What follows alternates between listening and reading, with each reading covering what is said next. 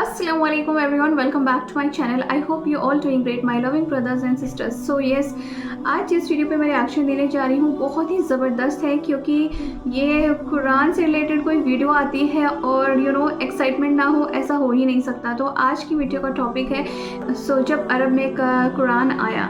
So yes, with some visual of the Umar series. So yes, without any further ado, let's get started. کہ عرب کے لوگوں میں دو خامیاں تھی. نمبر 1 چٹے ان پڑھ جاہل اجڑ، حتیٰ کہ انہیں باقی لوگ امی کہا کرتے تھے.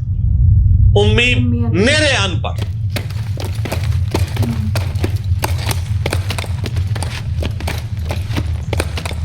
دوسری خامی تھی کہ یہ لوگ آپس میں لڑتے رہتے تھے.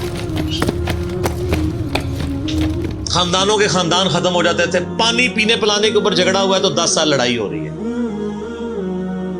یہ دو خامیاں تھیں.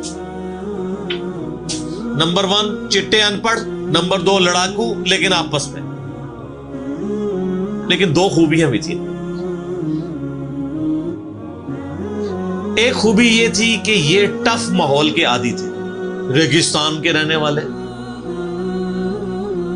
گرمیوں میں یعنی اتنے مشکل سفر کرنے والے، اونٹ کے اوپر مہینوں کے سفر، تھوڑا سا ساز و سامان کے ساتھ. اور دوسری خوبی یہ تھی کہ یہ جب کسی کو زبان دے دیتے تھے نا، پھر گردن ہی کٹتی تھی، پیچھے نہیں ہٹتے تھے. چاہے کسی دشمن کو بھی زبان دی ہے. اللہ نے ان کی یہ دو خوبیاں یوٹیلائز کر لی. یہ زبان دی اللہ کے نبی علیہ السلام کو، انہوں نے جس نے دی پھر گردن ہی کٹی ہے. اور دوسری خوبی کہ وہ ٹف ماحول کے عادی تھے لیکن لڑتے آپس میں تھے. اللہ تعالیٰ نے ان کی خامی کیسے پوری کی کہ ان کو ایک لیڈر ایسا دے دیا جس نے سارے قبائل کو ایک جھنڈے کے نیچے جمع کر دیا. اور جہالت کے لیے دور کرنے کے لیے ان کو ان کی زبان میں کتاب دے دی. اب جس نے سورہ بقرہ، سورہ نساء، سورہ مائدہ حفظ کی ہوئی ہے، اس کے سامنے کوئی کرسچن کا پادری، کیا یہودیوں کا پادری وہ بیٹھ سکتا تھا؟ جتنے ان کے دلائل تھے انہوں نے وہ زبانی یاد کیے ہوئے تھے. تو وہ لوگ جو اپنے آپ کو سمجھتے تھے کہ ہم بڑے علامہ ہیں اور یہ امی ہیں، ان امیوں نے ان کو علم میں بھی الٹ کے رکھ دیا صرف ایک قرآن کی وجہ سے. اور اللہ نے لیڈر دیا، سارے عرب قبائل جمع ہوئے. وہ عربی جو آپس میں لڑتے تھے انہوں نے کبھی یہ سوچا بھی نہیں تھا کہ اگر ہم ایک جھنڈے کے نیچے جمع ہو جائے تو ہم دنیا کی سپر پاورز کو لڑ سکتے ہیں، رومن اور پرشین امپائر. اور دیکھیں سر پھر کیسے الٹا ہے انہوں نے. ود ان 17 ایئرز ہر چیز اڑا کے رکھ دی ہے. صدیوں کی سلطنتیں، لاکھوں کی ریزروڈ آرمیز رومن اور پرشینز کی پوری دنیا پہ حکومتیں کر رہی ہیں. جدید اسلحہ ہے. اور ادھر یہ بدو ہیں جن کے پاس اونٹ ہیں، گھوڑے ہیں، تلواریں ہیں. نہ منجنیق انہوں نے کبھی دیکھی، نہ ان کے پاس اس طرح کے ہاتھی بڑے بڑے جو پرشینز کے پاس تھے. بس چل پڑے، کلمہ پڑے اور نکل کھڑے ہوئے. پھر دنیا نے دیکھا کہ ہر چیز کو الٹ کے رکھ دی. انہی کے اسلحے ان سے چھین کے انہی کو الٹ دیا. وہ ساری کی ساری بجلی کس نے بھری تھی ان کے اندر؟ اس کتاب میں.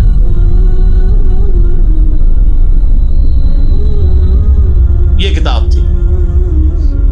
کتاب پڑھتے تھے، ایمان تازہ کرتے تھے. جہاد کا کیوں ذکر ہے اتنا قرآن کے اندر؟ کیونکہ اللہ نے ایک ایسی امت اٹھانی تھی جس نے تلوار کے زور پہ اکھاڑنا تھا رومن اور پرشین. ہم مانتے ہیں کہ اسلام تلوار کے زور پہ پھیلا ہے، لیکن یہ تصویر کا ایک رخ ہے. تصویر کا دوسرا رخ یہ ہے کہ جو بدماش صدیوں سے دنیا پہ حکمران تھے اور لوگوں کی رعایا کا استحصال کر رہے تھے، اپنی رعایا کا، ان پہ انہوں نے اتنے ٹیکسز لگائے ہوئے تھے. ان کو اکھاڑنے کے لیے کیا میٹھی میٹھی باتیں چاہیے تھی؟ طارق جمیل صاحب کے لیکچرز نے رومن اور پرشین امپائر اکھاڑنی تھی. یہ تو ان لوگوں کے لیے نہیں مسلمان ہو چکے ہیں. بدماش کب اپنی پوسٹ چھوڑتے ہیں؟ ان کو پھر اسلحے کے زور پہ ہی اکھاڑنا تھا. اور پھر اللہ نے صحابہ کرام کی تلواریں مسلط کی ان کے اوپر. جب اکھاڑ دی, فریڈم آف ایکسپریشن مل گیا, پھر معاملات سیدھے ہو گئے.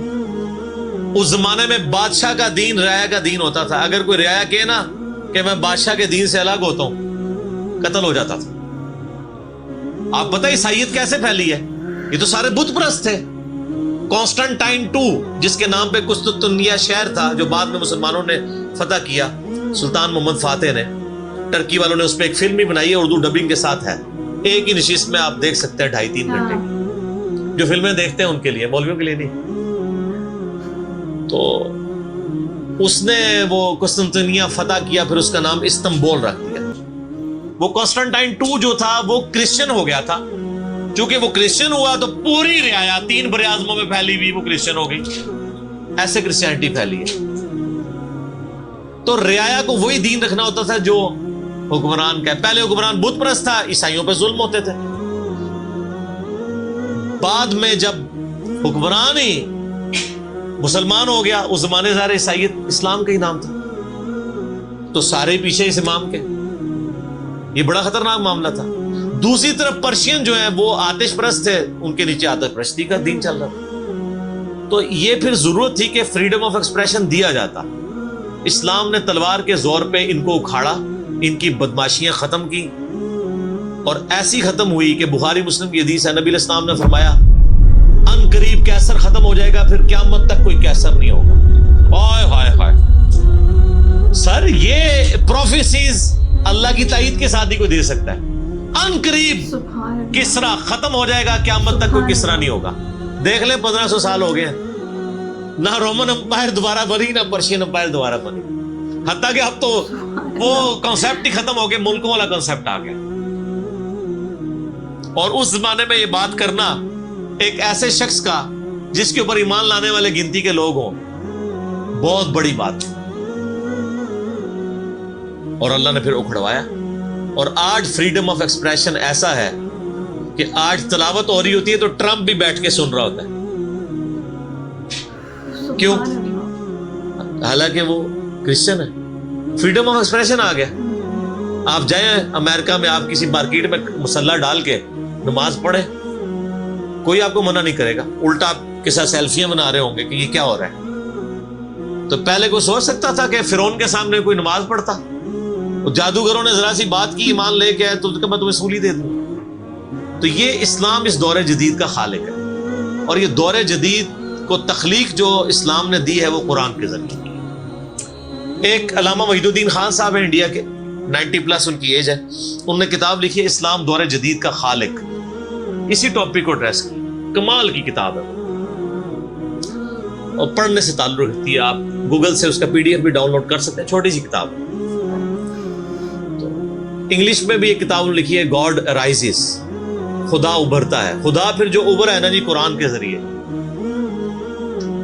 خدا کو تو خیر مخلوق کی ضرورت نہیں ہے, لیکن مخلوقات نے جو تماشا بنایا ہوا تھا نا, اس تماشے کو ہمیشہ کے لیے اللہ تعالیٰ نے اپنے پیغمبر امام اعظم سیدنا و مولانا محمد رسول اللہ صلی اللہ علیہ وآلہ وسلم کے ذریعے شرک کا خاتمہ کر کے قیامت تک کے لیے دین اسٹیبلش کیا اس کتاب کے ذریعے. اب یہ کتاب قیامت تک نبی علیہ السلام کا معجزہ ہے. یہ کتاب ہے سر جس نے دنیا پلٹ دی, اور یہ وہ کتاب ہے جو ہم صرف اپنی بچی کو جب رخصت کرنے لگتے ہیں نیچے سے گزارتے ہیں, ٹھیک ہے, اور چوم کے غلاف میں رکھ دیتے ہیں. اس سے زیادہ اس قرآن کو ہم کوئی اہمیت نہیں دیتے.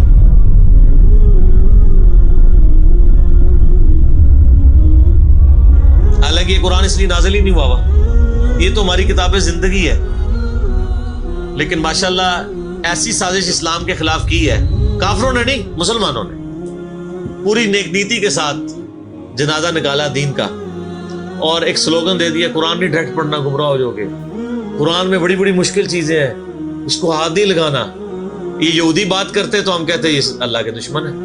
مسلمان کہہ رہے ہیں, ہم کہہ رہے ہیں بالکل صحیح کہہ رہے ہیں. وہ میرا کلپ آیا نا پچھلے, لیکن وہ جو ایک مولوی نے کہا ہے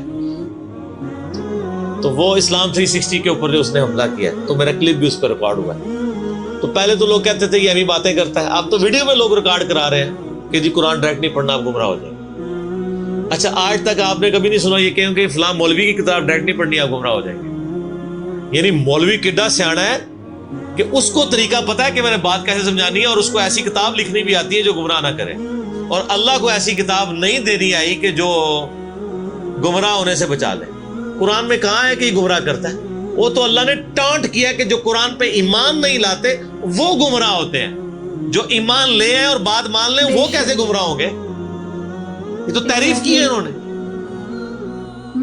تو اس کتاب نے جناب دنیا کی کایا کلب کی ہے, اور اس کا ٹیسٹ آپ تبھی فیل کر سکتے ہیں جب آپ عربی جانتے ہو تھوڑی بہت, یا پھر اگر آپ نے اردو میں ٹیسٹ لینا ہے تو آپ مولانا مودودی رحمہ اللہ کا ترجمہ پڑھیں, وہ اسی سوز و گداز کو ٹرانسلیٹ کرتا ہے اردو کے اندر. میں نے ابھی تک کسی اور بندے کے ترجمے کو نہیں دیکھا کہ جو ترجمے تو بڑے لوگوں نے کیا, مذہب بریلوی صاحب نے, شری تھانوی صاحب نے, ان دونوں کے ترجمے تو ویسے ہی وقت کے ساتھ ختم ہو گئے اس لحاظ سے کہ اس میں تو کئی الفاظ جو ہیں وہ پرانی اردو کے ہیں. ہمارے نئے بچوں کو تو سمجھ نہیں آتی یہ لکھا کیا ہوا ہے. ہم نے کئی سنگتیں ہلاک کر دی. سنگتیں پتہ کسے کہتے ہیں؟ نہیں پتا. کئی امتیں, انہوں نے امت کا ترجمہ سنگت کیا, اس زمانے میں وہ چلتا تھا. ٹھیک ہے, آج کل اگر آپ اعلیٰ حضرت کا یہ ترجمہ رکھیں تو لوگوں کو نہیں سمجھ آئے. لیکن مودودی صاحب نے چونکہ لیٹسٹ اردو میں ترجمہ کیا اور پھر وہ سوز و گداز ٹرانسفر کیا. میرا چیلنج, آپ کوئی قرآن کی صورت نکالیں اپنی مرضی کی, باقی ساروں کے ترجمے رکھیں, پھر مودودی صاحب کا بھی پڑھیں, تو آپ کو لگے گا کہ آپ کا دل تیزی سے دھڑکنا شروع ہو گیا ہے. الفاظ کے چناؤ, پھر اس میں جو ردم ہے, اور وہ انہوں نے تفہیم القرآن کے مقدمے میں لکھا ہے کہ میں نے دیکھا ہے کہ ہمارا نوجوان قرآن ترجمے سے لے کے بیٹھتا بھی ہے نا تو بور ہو جاتا ہے. تو ان کا میں نے سمجھا کہ کیوں ہوتا ہے بور, کیونکہ وہ تو پڑھ رہے تھے اردو میں, اللہ نے تو قرآن نازل کیا عربی میں, عربی اس نے سیکھنی کوئی نہیں ہے, اور اردو نے جو ترجمہ کیا ہوا ہے وہ انہوں نے ترجمہ کیا ہوا ہے ایز اے اسٹوری بک. یہ تو کتاب زندگی ہے, یہ تو زندہ کتاب ہے, بلکہ مسلمانوں کی زندگی کا سبب ہے. صحیح مسلم میں حدیث ہے, اللہ اس کتاب کی وجہ سے قوموں کو عروج دے گا اور اس کتاب کی وجہ سے لوگوں کو, امتوں کو زوال دے گا. جس کو ڈاکٹر اقبال نے پھر شعر میں کہا, وہ زمانے میں معزز تھے مسلمان ہو کر اور تم خار ہوئے تارک قرآن ہو کر. وہ زمانے میں معزز کون؟ صحابہ اہل بیت تابعین تبع تابعین, اور تم خار ہوئے کون؟ اسی, اور صرف اسی نہیں, ساڑھے بزرگ بھی. یہ نہ سمجھیے گا, ظاہر آپ تو ہم کہہ سکتے ہیں نا, ڈاکٹر اقبال کے زمانے میں انڈیا پاکستان بنگلہ دیش کے جتنے بابے زندہ تھے, آج تو کہہ سکتے ہیں مر گئے ہیں. ڈاکٹر اقبال جب یہ شعر کہہ رہا تھا تم خار ہوئے ایک تارک قرآن ہو کر, تو وہ خار احمد بریلوی صاحب, اشری تھانوی صاحب, یہ سارے لوگ زندہ تھے اس وقت, انہیں کو ہی کہہ رہے تھے نا. حتیٰ کہ قرآن کے ترجمے کو بھی گناہ سمجھا گیا. یہ تو بہت بعد میں ترجمہ ہوا ہے, پہلے ترجمہ شاہ ولی اللہ دہلوی نے کیا. پہلے تو لوگ کہتے ہیں قرآن کا ترجمہ کرنے کی ضرورت نہیں ہے, اور یہاں لوگ کہتے ہیں بزرگوں کی بڑی خدمات ہیں. ہم پوچھتے ہیں 1000 سال سے بزرگ یہاں بیٹھے ہوئے ہیں, کسی ایک بزرگ کا قرآن کا بخاری کا ترجمہ مجھے دکھا دیں کہ جی یہ سلطان بہو نے دیکھے نہیں قرآن کا ترجمہ کیا, یہ جی داتا صاحب نے بخاری شریف کا ترجمہ کیا. کیا انڈیا پاکستان بنگلہ دیش کے لوگوں کی زبان عربی تھی؟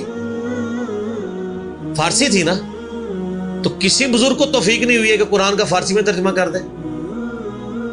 اتنا بڑا چھکا میں نے مارا ہے کہ قیامت تک یہ روئیں گے. آندہ کو کہنا بزرگوں کی خدمات ہے. ہمارے پرائم منسٹر صاحب بھی کہتے ہیں نا جی وہ فرید الدین گنج شکر کی بڑی تعلیم. فرید الدین گنج شکر صاحب نے کون سا قرآن کا ترجمہ کیا ہے؟ اگر کسی نے قرآن کا ترجمہ ہی نہیں کیا, بخاری مسلم کا ترجمہ ہی نہیں کیا, وہ کیا خدمات کرتا رہے؟ وہ اپنی تعلیمات دیتے رہے. صحیح غلط اس کا فیصلہ ہم نہیں کرتے, وہ تو پھر میں اور طرف چل پڑوں گا. صرف جو خدمات والا ڈونگ رچایا ہوا ہے نا وہ میں آپ کو بتا رہا ہوں. جتنوں کے مزار بنائے ہوئے آپ نے, کسی ایک کا ترجمہ دکھا دے قرآن کا, تو یہ پھر انہوں نے جان بوجھ کے سیاست کی اسلام کے نام کے اوپر, اپنی باتیں کرواتے رہے. سر ان کو پتا تھا قرآن کا ترجمہ ہو گیا, سورہ زمر اور سورۃ الانعام اگر اردو میں آ گئی تو بابوں کو کس نے پوجنا ہے؟ سر بخاری کا اگر ترجمہ ہو گیا تو ساروں نے تو رفع الیدین سے نماز پڑھنی ہے, بابے سارے بغیر رفع الیدین والے نے. یہ وجہ تھی کہ بڑی ہوشیاری ہے انہوں نے. یہ نہ سمجھو پولے سمجھے, بہت ہوشیار سمجھے. اور دیکھ لینا پھر اب رزلٹ سامنے آ گیا. جدھر ترجمے ہوئے ہیں وہ کہنا نہیں پیو دادے تے ایتھے ہاتھ بندہ سی, اے ایتھے بندہ ہے, تو رزلٹ نکل آیا نا. اسی لیے بزرگ جو کام کرتے ہیں وہ حکمت سے خالی نہیں ہوتا. ہاں انہوں نے بڑی شیاری دکھائی ہے آپ کے ساتھ, لیکن اللہ کا وعدہ ہے هو الذی ارسل رسولہ بالہدی ودین الحق لیظہرہ علی الدین کلہ. قرب قیامت سے پہلے دین کو غلبہ ملنا ہے. غلبہ بابوں کے ذریعے نہیں ملنا تھا, اسی کتاب سے, جس کتاب نے پہلے غلبہ دلایا. اب آج دیکھیں بچہ اینڈرائیڈ فون کھولے ہوئے ہے, کوئی آیت آتی ہے ترجمہ پڑھ لیتا ہے. تو سر یہ خدمت تو پھر انہوں نے کی ہے نا اسلام کی. اچھا یہ اینڈرائیڈ فون کس رحمت اللہ علیہ نے بنایا تھا؟ وہ کہتے ہیں بزرگ تے دنیا ہی کلب کر دے سے نگاہ مار کے. وہ بزرگوں نو لے آؤ تے ٹھیپا موبائل نیچے چلا سکتے. آپ مجھے بتائیں میں کسی بزرگ کو قبر سے نکالوں اور اس کو یہ موبائل چلا لے گا؟ آپ کا بچہ چلا لیتا ہے. اور کسی کا اگر اتنا ایمان ہے نا بزرگوں کے اوپر, تو آج والے بزرگوں پہ بھی ہے. تو میں نے ان کو بڑی دفعہ مشورہ دیا ہے کہ بزرگ جو جناب دنیا چلا رہے ہیں, تو میں ان کو کہتا ہوں آپ کو بزرگوں کے ساتھ جہاز پہ بٹھاتے ہیں. جب 10 کلومیٹر ہائٹ پہ پہنچ جاتا ہے یہ بوئنگ جہاز, جب پہنچے تو ہم پائلٹ کو کہے تو تے پائی بسم اللہ پڑھ کے تے پیراشوٹ نال کود جا. بزرگ چلان تے جہاز لینڈ کران, وہ کتنے لینڈ ہوئے گا جہاز؟ بزرگاں دے مرید بھی اس جہاز ہی نہیں بیٹھ لگے جہاں تمہیں کہتے ہیں بزرگ دنیا چلا رہے ہیں, ان کو بھی پتا ہے جہاز کو نہیں لینڈ ہونا. اور جو جہاز نہیں لینڈ کرا سکتا, میں کہتا ہوں کسی بزرگ کو آپ لا کے جہاز کے کاک پیٹ میں بٹھا دینا, وہ نہیں لینڈ کرا سکتا. ہاں لینڈ کرائے گا اگلے جہاں جا کے, وہ بھی وہ نہیں کرائے گا, خود ہی ہوئے گا. سب کہانی ہے, کہانیوں کا دور ختم ہو چکا, کیونکہ اب ایک نعرہ عام ہے. کون سا؟ کہ نہ میں وابی نہ میں بابی, میں ہوں مسلم علمی کتابی. تو یہ علمی کتابی جب ہم کہتے ہیں تو وہ علم کون سا علم ہوتا ہے, وہ کتاب کون سی کتاب ہوتی ہے؟ یہ اللہ کی کتاب جس پہ ہم بات کر رہے ہیں. تو آپ دیکھیں میں اس پہ بھی 30-35 منٹ لگ گئے. سبحان اللہ, آؤٹ اسٹینڈنگ لیکچر. سو جو اینڈ میں انہوں نے بات بولی ہے نا, that is completely true.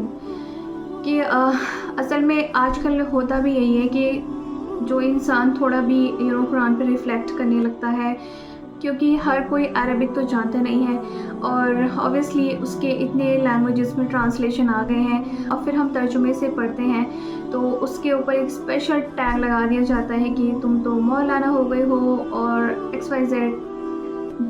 Islamic content جتنا ہو سکتا ہے اتنا زیادہ کریٹ کرنا چاہیے, اتنا زیادہ اویئرنیس ہوگی, اتنا زیادہ اسلام پھیلے گا.